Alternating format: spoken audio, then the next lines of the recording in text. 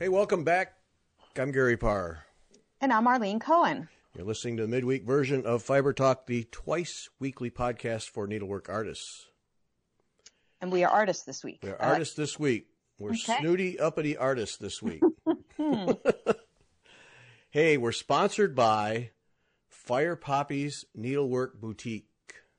Awesome. Pretty exciting. Yeah. So Fire Poppies, this past Sunday, I did a show, with Susan Winter, owner of Fire Poppies.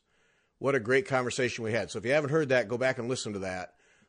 Great conversation about getting the shop started and how it came to be and why it's called Fire Poppies and what she's doing with the shop, the activities, and so on and so forth.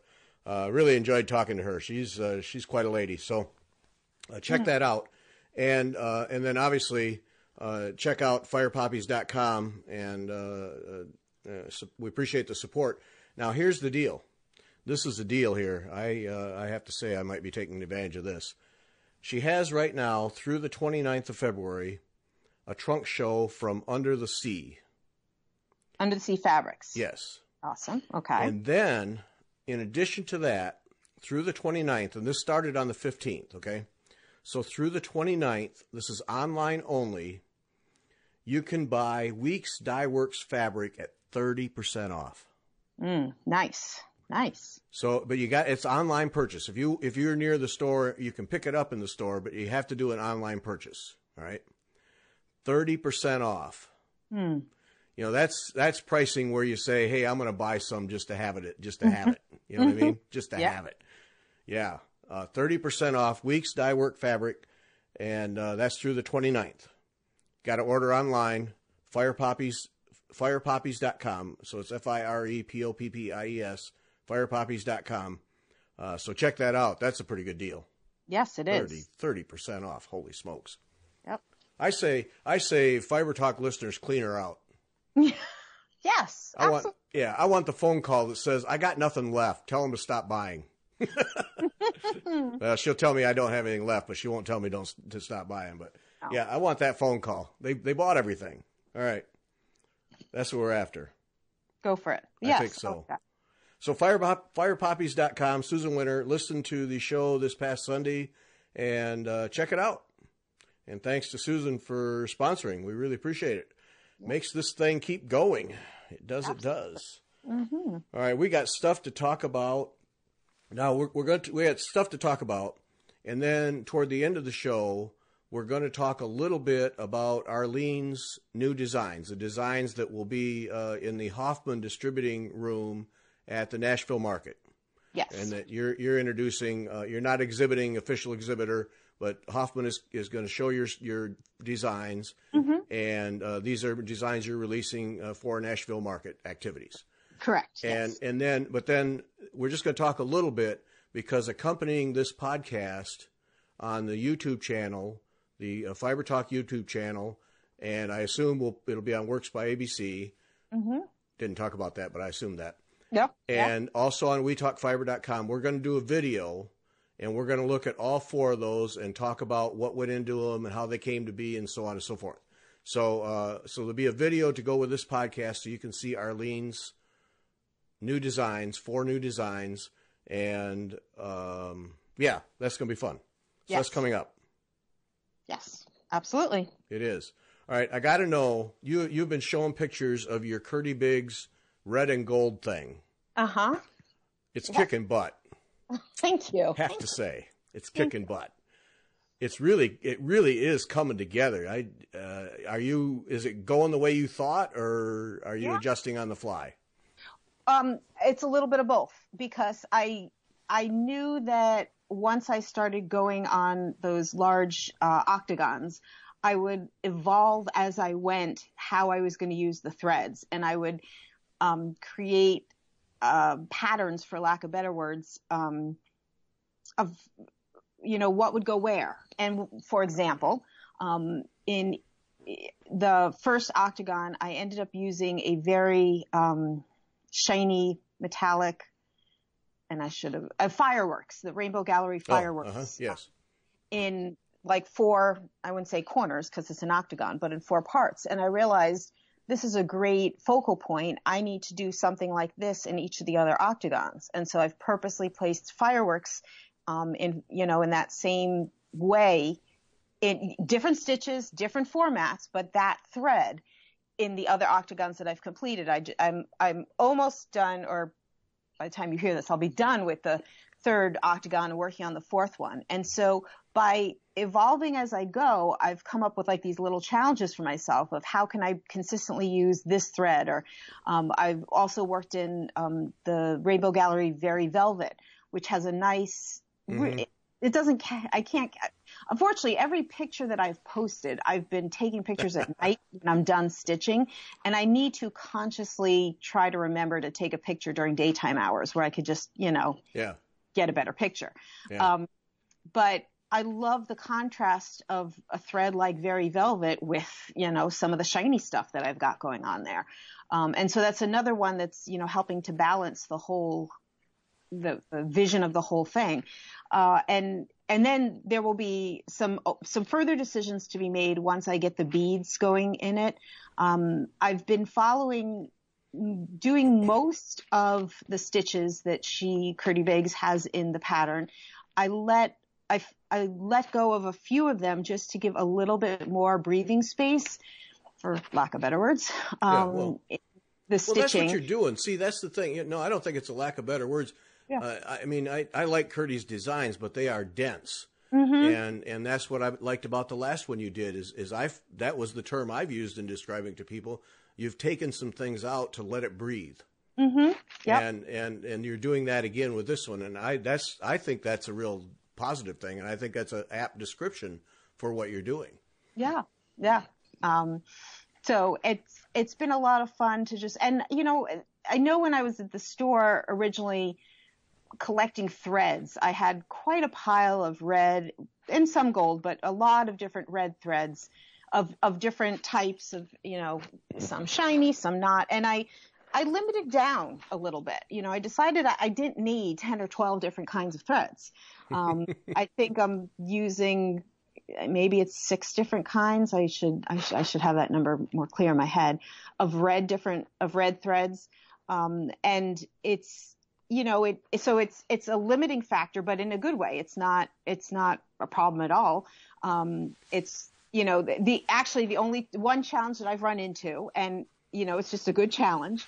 The thread that I used in the border, the red thread that I used in the border, because it has both red and gold, is the petite silk lame braid. I didn't even know there was petite silk lame braid until I saw it there at the store.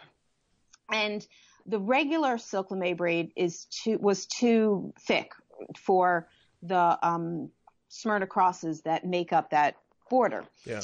I'm so glad that I picked up the petite silk lame braid, even though I wasn't sure what would be used when I was picking up threads, and that worked perfectly for the border. Although I used literally almost the entire card. Rainbow Gallery comes on cards, and I thought this is going to be a thread I'm probably going to want to use in other parts of the design. The next time I was at the store, which was just a couple weeks later, I was all ready to get another card of it, and there wasn't any more of that particular color. And it, of course, I could order it. I could get it somewhere else, but I just decided, you know what? Let me just leave that thread to be the thread that was in the border.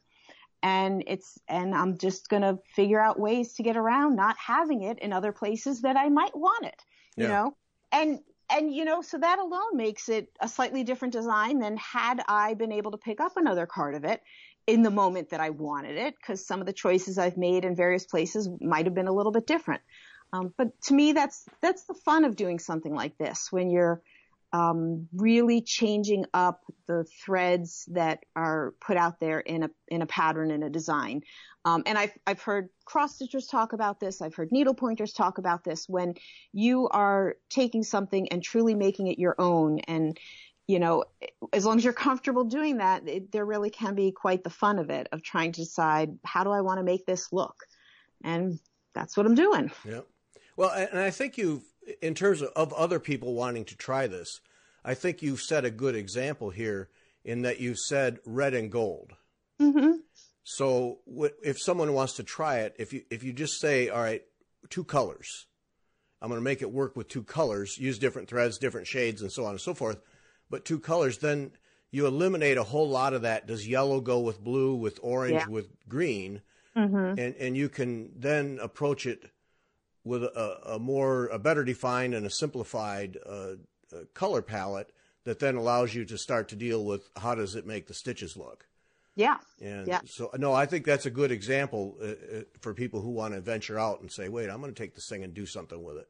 And that Very Velvet, I run into it quite a bit with needlepoint, but I don't think it gets the credit it should get because it really has a very different look and feel and a real positive, I think.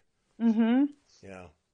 There's a richness to it. And when I was working on that project with my group, needlework group at the store, during that second time when I discovered I couldn't buy the second card, a number of people were commenting on, what is that thread? That looks really cool. That it's just not. You're right. It just doesn't get enough credit. It's not seen enough, and yet it has such a neat quality to it. Yeah. That it does have. I don't know. I'm just going to use that word, a richness to it that really adds something to a piece. Right. And and it comes in different widths. There's at least 2 or 3 different widths. So you're not, because sometimes you'll see the thick one, you go, okay, I can only use that in certain places. Sure. But there are different widths, and then there are plenty of colors. It's, Yeah, Rainbow Galleries, that's a fun place to play because people who've used a flare, for instance, which is, annoying. But it's I say that, and it can be really frustrating. But every time I've used it and got it stitched in, it really is cool. But that whole Rainbow Gallery collection of different threads of all kinds that a lot of them are basically plastic, but just all kinds that really add some terrific accents. Yes, used judiciously. It's amazing what they have to offer. It really is. Yes. If you are ever in a store that has a good selection of Rainbow Gallery, it's well worth perusing. And there are a fair number of those threads that could work with cross stitch. Yes. Some of them that can't, but plenty of them that come in narrower widths that are well worth exploring. I know that, for example, you and Vaughn have been talking about Flosh a lot recently, and I know that that's gotten a lot of people talking about, there's another thread besides DMC floss and besides the quote typical over-dyed threads and those typical silks and stuff. Well, start exploring some other threads that are out there, and you just don't know what you find sometimes. It's a fun thing. Yeah, and that the Rainbow Gallery stuff, I probably wouldn't do it in a reproduction sampler, but a lot of other cross-stitch things where you might say, hey, I could do a satin stitch here. And that would be a lot of fun rather than just a field of X's. I could do a satin stitch and then go look at the Rainbow Gallery collection and see what you might do that satin stitch in, because I'm willing to bet you'd find something really, really fun. And, I look at like that Very Velvet, and I think of roofs, nice, flat red, deep red roof. Or any whatever color it is, doesn't matter. But that would lend itself really well to a roof. You could place it with some grass. There's all kinds of things you can do, and and get away from that DMC or silk of the day or whatever it is. Yeah. Well, and there's plenty of people that have been using the Petite Treasure braid as their go-to metallic, and there are other metallics that that Rainbow Gallery has that are worth exploring. And again, not all are going to work on a linen or something like that, but they do give some different effects out there, and it's fun to kind of see what you can do with it. Right. Yeah. Well, that's just it. And if you don't like it, take it out. Yep. No, it's I don't think they get enough credit for all the different things, because they have some pretty unusual stuff. And And it's, I would say, probably hard for stores to carry everything they offer. Yes. Holy smokes. Yeah. Yeah. All kinds of stuff. Yep. Mm-hmm.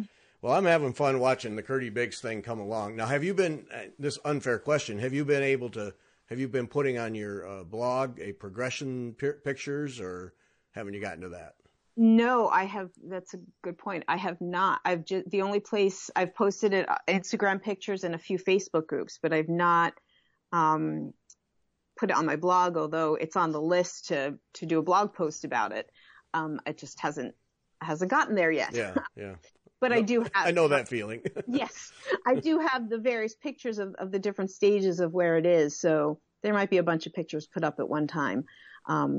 But again, it's sort of the fun of making the decisions as I go or evolving them. I mean, now in starting that fourth octagon, there's a lot of, while I, without having exactly knowing this stitch is going to be in this thread and this stitch is going to be that thread, I already have worked out, well, there's got to be some fireworks in there. There's got to be some very velvet. There's got to be a little bit of gold that looks, that's in these places, and, to balance with the red. It's sort of fun to be playing like this. Yeah. Yay. Well, I'm enjoying watching it come together. It's fantastic. Yeah. Good It's a lot stuff. of fun. Mm-hmm. Good stuff. All right. Vaughn and I talked about, I got a listener who wasn't happy with the way I was stitching with my hand touching the thread. Uh-oh. We got talking but it was okay. It got us, Vaughn and I, talking about how clean and to what lengths you go to keep your thread and your projects clean. Mm-hmm. And I described everything I do, and I think some people were going, "Oh, please spare me," because I guess I probably get ridiculous. And then Vanna described herself as the pig pen of needlework, but which I'm sure was an exaggeration. Yes. But so now I'm really thinking of, after the reactions, I'm really thinking about, do I go overboard? I'm not going to change because it's what makes me comfortable with my needlework, and I don't think about it. It's not like, like in a 3-hour session, I'll wash my hands probably, certainly 2, if not 3 times. Everything is covered up when I'm done, so no light or dust gets to it, those kinds of things. Mm-hmm. And so I wanted to ask you, do you go to any lengths when you're working on stuff or when you're storing stuff, or do you not worry about it so much? So I was thinking about this. It was about, I'm trying to come up with a date, probably about 15 years ago, that I was working on a large counted canvas work piece that was white. There was gold. There was definitely like Kreinik metallic, I remember. It was given as a gift, so I don't have it in my possession, but it was a lot of white thread. And it was the first time that I consciously thought, I should really wash my hands every time before I sit down to work on it, because it was all white. Yeah. And that was the start, even though I'd been stitching for some years before that. But that was clearly the point where I began to be more conscious of keeping my hands clean, like making sure I was sitting down with clean hands. Yeah. Even though I don't think I would ever have called anything I'd done before that dirty, or, I've never gotten anything stained or anything like that. It was just, I definitely remember that. And so that has started me on the process that I will always wash my hands before I sit down to stitch. Like, that's a given. I will rarely get up in the middle of a stitching session to wash them in the middle. When you just said that you wash 2 or 3 times. No, if I'm sitting down, I'm sitting down. So that's the first thing. I do keep the pieces that I'm working on. When I'm done working, I do have like a cloth or something that I will put over them to cover them. Partially because, well, I guess I'm just trying to go through my mind. When did I start doing that? It used to be when I lived in a different place that my stitching area was so not in direct sunlight at all. But I think I started covering because of just dust. Oh, you know what? I bet I know when I started doing it. So it's connected with my bobbin lace world. When I started doing bobbin lace, I was taught, it was a taught thing that you should always cover your lace pillow, with a cloth. Whenever you step away from it, you should always be consciously aware of like dust could be settling on your pillow or something like that. Mm-hmm. And so I think that somehow traveled over to my stitching. The idea of, well, when I'm not when I'm stepping away to go to the bathroom, but when I'm leaving it for the night, I should cover it. And the idea of dust, just to start out, I don't know what else I could possibly be preventing it from, except for now where I stitch. There is a certain part of the day during a certain part of the year where a little bit of sunlight, depending on exactly how I've left my stand, might be hitting it. And so I certainly have it covered because I don't want the sunlight to affect it. Right. So I do think about that. I think about where the threads are that I'm using and keeping them out of sunlight. But I don't, depending on what project I'm working on, they might be in a baggie, they might be in a project bag, they might be in any number of ways. Although my stand has these little pegs where you could hang like things from them, I don't have threads just hanging out in the open. I always just keep threads put away. That's just the way I've always done it.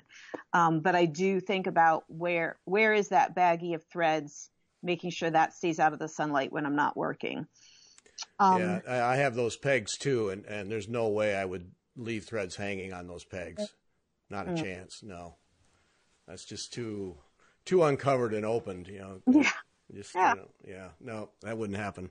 And it's too bad. I mean, and I thought, well, even when I'm stitching, I should use those pegs because they're right there and they're very handy and very nice. But I think, well, time I get all the threads put on the pegs and all lined up and then put them all away afterwards, forget it. I'm not doing all that.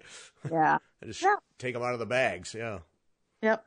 Yeah. No, I use one of those pegs I put my scissors on them, Same here. Yep.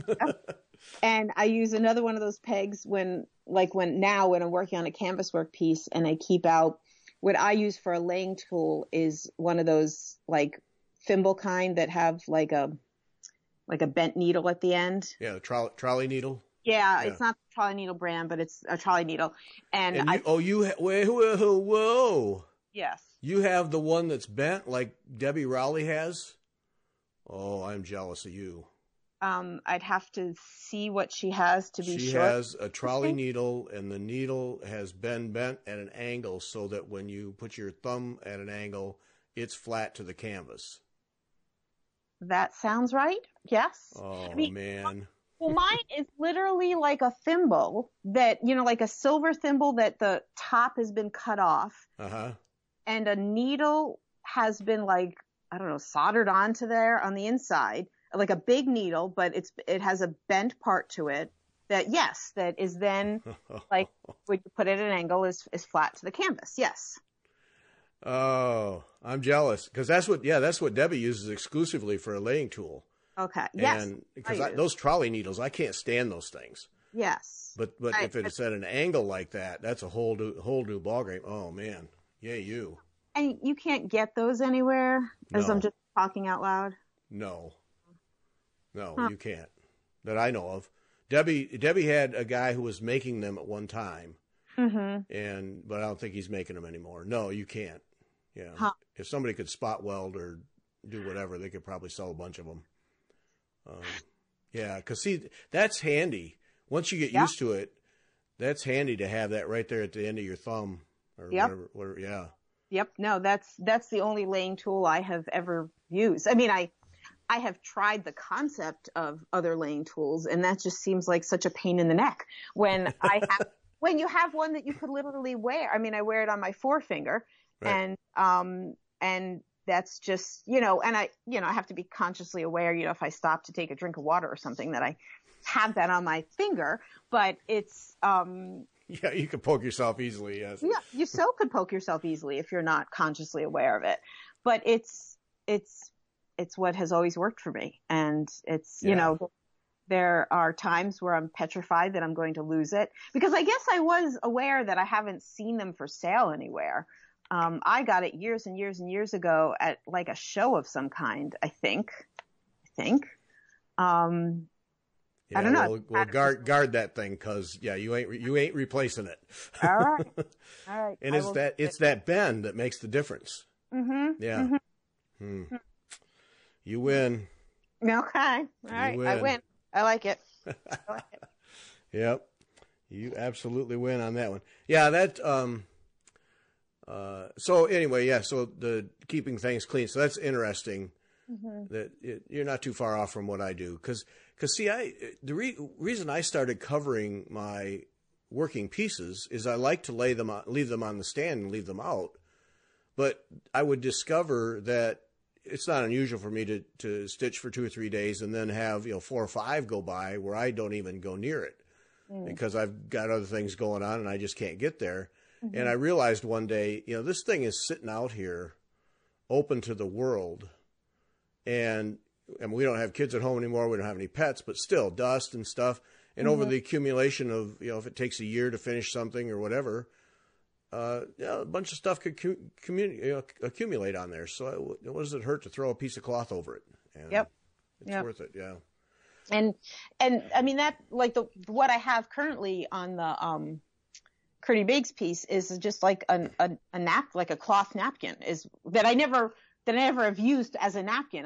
It was a pretty thing, and I bought it specifically to be used as a cover cloth. Like, that's what you can have available, or, a piece of fabric or something like that. It doesn't need to be anything fancy, but just something that keeps your work covered is all that you need. Right. Yeah. For me, it's cotton handkerchiefs that Marga's dad had when he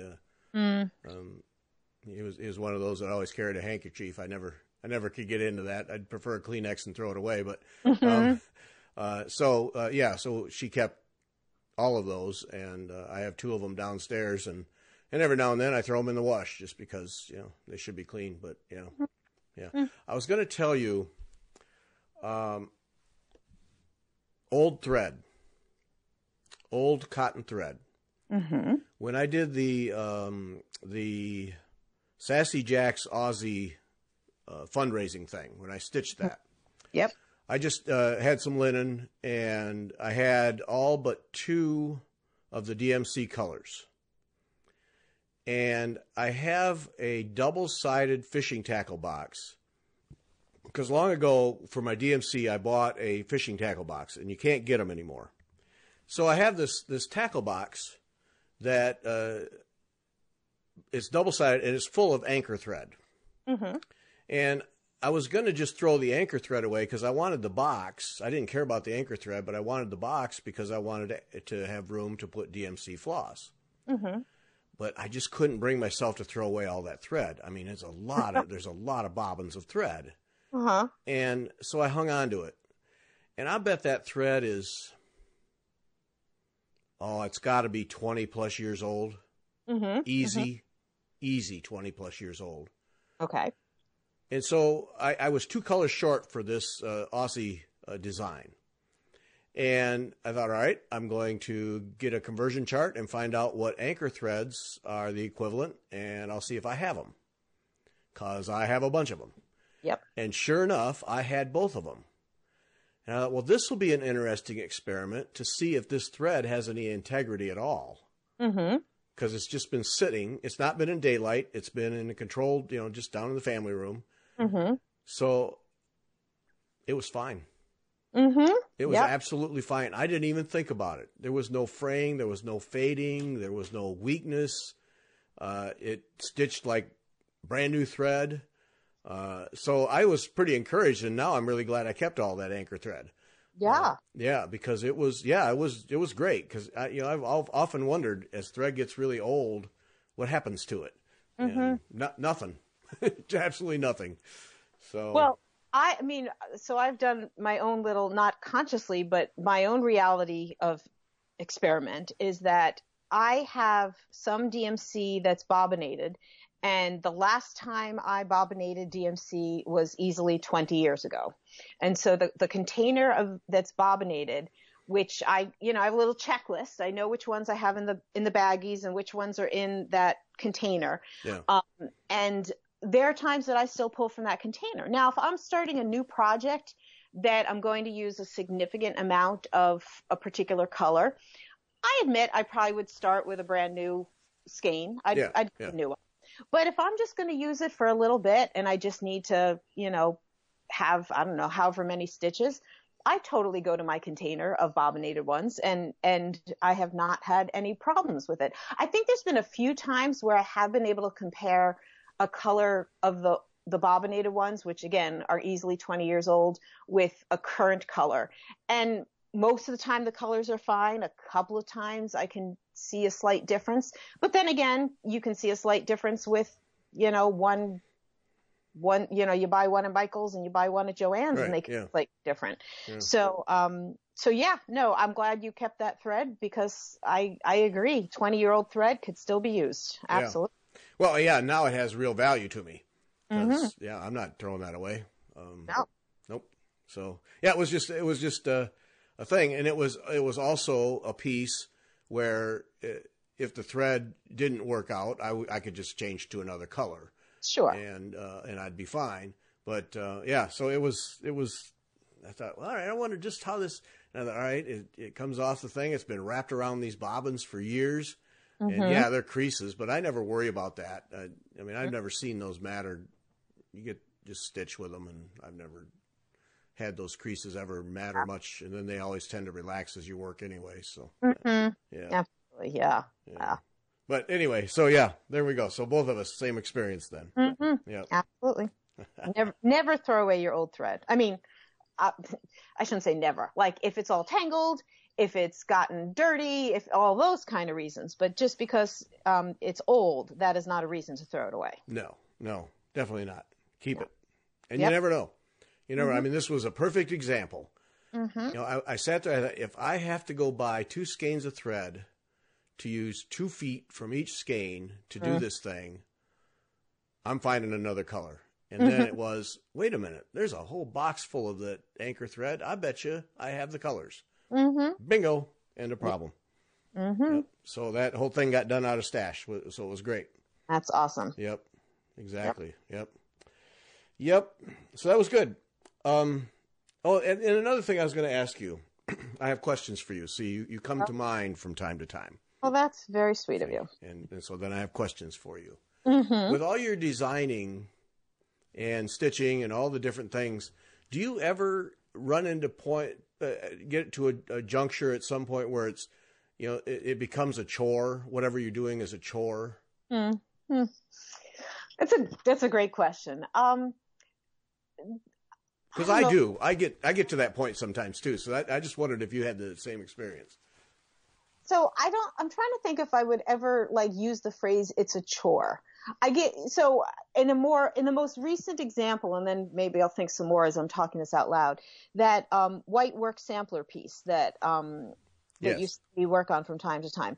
That the one that Vanna abandoned you on. Yeah, that one. That Vanna abandoned me on. Yes. Ditched you like a bad habit, boy. Yeah. So I know that I've posted about the alphabet that's made up of eyelets. Yes. And how that is a bear to get through. That each time I've picked it up, I've tried to do a couple letters, but I've also been working on other parts of it just as that balance. So sure, I mean, I don't know if I'd use these words, but yes, I could say those eyelet letters are a bit of a chore to get through. And so is there a time, I'm just thinking out loud, are there times when I find something that I'm stitching to be a chore? I don't, maybe a couple times when I've been working on models for something and I just want this thing done because I'm ready to move on to the next thing, but I'm not in a place where I can put it aside because I literally need to get it done because I need it done because I want a finished model. And so my way of dealing with that is that I usually don't allow myself to work on the next thing. I know some people will say in a rotation kind of fashion, you'll do better if you start something else for a couple of days and then you'll come back to it feeling refreshed, for lack of better words. At least in my most recent stitching time period, I tend to kind of push through those feelings and just say, I want to get this done. I'll go back a little bit. When I was working on the large silk gauze piece, the one that you found me when I was posting on Needlepoint Nation Yeah. about, Mm-hmm. I know when I started that, I purposely kind of gave myself permission that this was so large and it was, on such small count, it was a 40 count piece, that if I needed to take a break from it, it was going to be okay. Because I'm usually I would start a project and work, from beginning to end. But that one, I had said, if I need to stop and work on something else, it's going to be okay. And I did. I think I was at about the halfway point, or maybe it was literally, I'd gotten halfway done. And I said, okay, good.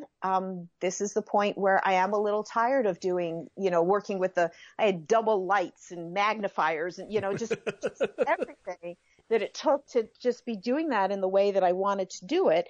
And I was a little tired of it. And so that was a time where I did say, I need to put this aside and I was a month or so and worked on something else. And then I was really, I waited till I felt like I want to get back to that piece. Yeah. And I mean, I guess for the people who are out there that have so many projects to choose from and who, have that little thrill of excitement whenever they're working on something different, or that's what keeps them going, is that thrill of excitement of working on something different. And whether they have a formal rotation of like every 3 days they work on something different or whatever. I've never really had that kind of feeling. That's just me. But I get why some people really get into that. It's just not something that has worked for me. Yeah. Yeah. See, that's, for me, it gets to be a chore. It's those eyelet things like that, those kinds of situations where you really have to discipline yourself or play mind tricks or do something to get through that. All right, I'll do 5 a day for the next week or something. Yep. And that to me, that starts to get to be a chore. But, I remember that gauze thing. So many people were just riveted to the progress you made on that. And it's such a beautiful piece. But I remember thinking many times along the way, boy, I hope she's enjoying this, because by now I'd have just put it on a shelf. Because that is a lot of tedious work. I mean, that was slow progress. And boy, when you'd put up a new one, you'd made progress, and I thought, holy smokes, she's in this for the long haul. Yeah. And again, I think that's the one time that I started a fairly large project that I wasn't sure if I was really going to completely see it through, because it did feel quite, like, again, am I really, I'm giving myself permission to stop if I'm not enjoying it. Right.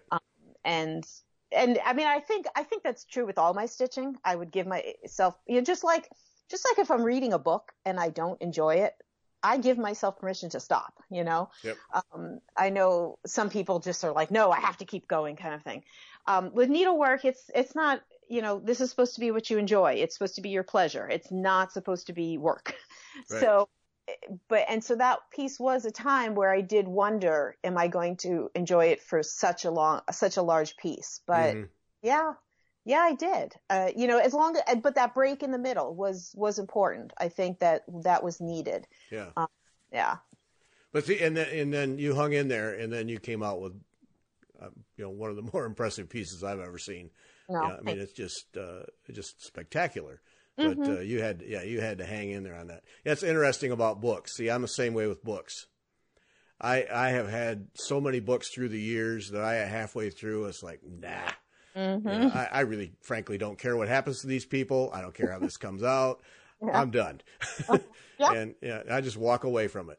And the only time I didn't do that was, I don't know if you've ever read any Tom Clancy books. And Hunt for Red October was the one that put him on the map. But brilliant writer, absolutely brilliant writer. But he gets so bogged down, so caught up in all the technology for a submarine or a missile or a whatever. And he really can shoot himself in the foot because he just gets so bogged down in it. And I had 2 or 3 of his books where I just, stop this, just stop this. And so I put it away, but I kept the books. And then one summer I said to myself, all right, here's the summer challenge. I'm going to read every Tom Clancy book all the way caught up in a summer. I'm going to stick it out, you know? And I did. And I fought my way through a couple of those that I had given up on. And then I realized the importance of why he went into all that detail, because then he made all that pay off later in the stories. Oh. And so you really, once you got through one of those books, you realized, oh, if I hadn't known all that, it would, you know, I'd have missed out on half the story.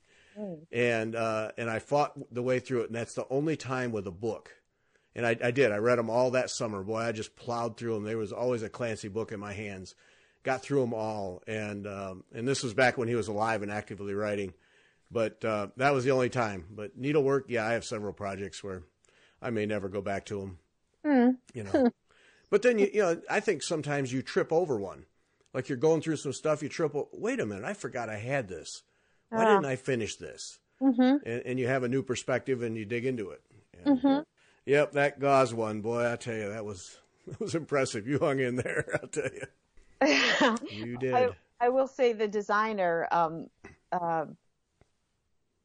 Natalia Frank, I'm almost positive I've got the name correct. She, and I would tag her in the posts and she would see them.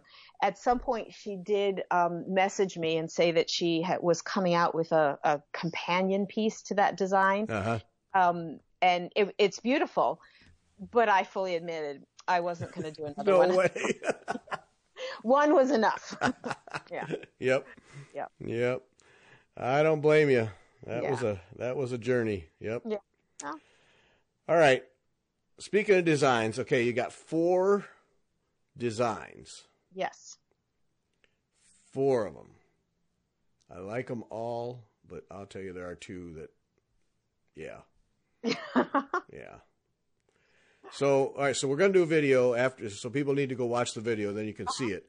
But, so it's landscape, how to live, floral lace, and Italian tiles. Now, the landscape one, we'll get in more detail in the video, but that is, it's black work, right? No, that's all cross stitch. Really? Yes. No way. Yeah, totally cross stitch. Oh, so, it is. Look at that. I blew it up. I just blew it up. Yep. That looks like black work. Well, again, I'll be talking more about this in the video, but it's something that I was inspired to do something like that after seeing an exhibit at an art gallery. And the idea, and when I did a FlossTube video middle of January, and I was giving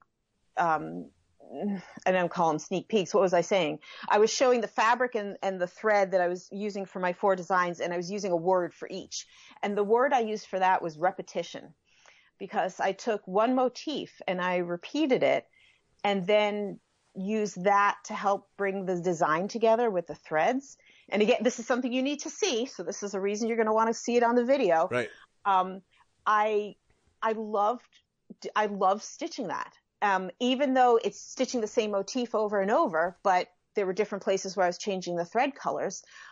It is a style that I want to do other pieces with, just for the fun challenge of it. When I was stitching on it, some members of my needlework group saw it and were giving me some very interesting feedback. They just thought they'd never seen anything like that before. And they just thought it was really cool and really, a totally different way to look at cross stitch. And I was thrilled because, that's something that I was glad that I was putting out there in the world of cross stitch, to do something that was just a little different. Okay. All right. Now now I've got questions. Okay. See, I just looked at that and I didn't look at it closely. Okay. And I thought that's an interesting application of black work. I literally just looked at it, nothing personal. The scene there just didn't do anything for me. And I thought, but that's an interesting use of black work. Go Arlene. Okay. Holy smokes. It's a whole different thing for me. Okay. Wow. Okay. All right. So good for that. All right. Now we got questions. Oh man. All right. Buckle up. Okay. And then how to live. Yep. Which is all words. And that's, I like that one. Yep. That there was, as I look for inspiration everywhere, anywhere I can, in a magazine, I was reading, somewhere between an essay and a poem. I don't know, I wouldn't call it a poem, an essay. I encountered, and I'll talk more in the video about it, but there was something that just struck me about the words. And the essay was titled Principles of Adult Behavior, which seemed a little too serious of that's what I should call my pattern. But and it was written by a 30-year-old, so it's not like it was written by an old curmudgeon, Right, right. It was written by a 30-year-old in 1977. With all of those life experiences of 30 years. Yeah. Exactly. And again, there were some things that I didn't include. They just didn't seem relevant. They didn't flow in the same way. But there really are sort of words of wisdom, words to live by. And I took the ones that had the most meaning to me, and I just wanted to preserve them in some way and put them out there. There's little motifs that are in between each of the statements. And those motifs come from old pattern book where I always look for inspiration. But it's the focus on the words. And I know that there are some stitchers that love to do words. There are some that don't. But some that really take inspiration from what they can stitch. And this is potentially certainly one of those places. Yep. Well, yeah, I'm not a word stitcher, so nice design, but yeah. Yeah, I get that. Yep. And then floral lace and Italian tiles. Those are the two. And we're saving those for the end of the video because I want to talk about those because those are the two for me. Okay. Those are the two. Well, and the just little bits to say about those. I think if you were to look at my whole selection of patterns that I have done, it's quite a eclectic group. I have, a few things that show up at various times, but there's quite a variety in what I do. Even looking at these are four very different types of cross stitch. Yes. But there are two themes that show up every so often. One of them is using lace as inspiration. And so it seemed appropriate to me to make sure that one of my Nashville designs involved lace. And so that's where the floral lace came in. And another theme that shows up very often is going to inspiration from old pattern books. And by old, I'm talking centuries old. And the Italian tiles design came from one of those books from the 1600s or so. And just finding something that looked really cool and then working with it to make it have a modern twist to it. Yeah. And so that it seemed, again, because that idea of pulling from history into a modern day cross stitch design is something that I do with a lot of my patterns. I wanted to make sure to have one of those kind for my Nashville pieces. So, Yep. Okay. All right. That's the tease, folks. Got to watch the video now. Yep. Ooh, now I have questions. Yes. All right. We're going to wrap this up then. So Friday Night Live, Vaughn and I, Friday Night Live, 8 o'clock Eastern. Don't miss that. A lot of fun. Bring beer. It's okay. So do that. And then Nashville, the Nashville show, the first full weekend in March, Vanna and I and Arlene will all be at Nashville. And right now we're planning 4 live shows. So if you want to see what's at the show, we're planning 4 live shows, and they're pretty much going to consist of showing everything we can collect from the designers to show. And so that's going to be fun. And then some podcasts and some other things. So the best thing to do is to go to wetalkfiber.com, and at the end on every page for a podcast, at the end is a little form that's just your name and your email address. And you fill that out. That's all you have to do. And that puts you on the list. So, and I do a mailing every time I post something on wetalkfiber.com, then the mailing list gets notification of that.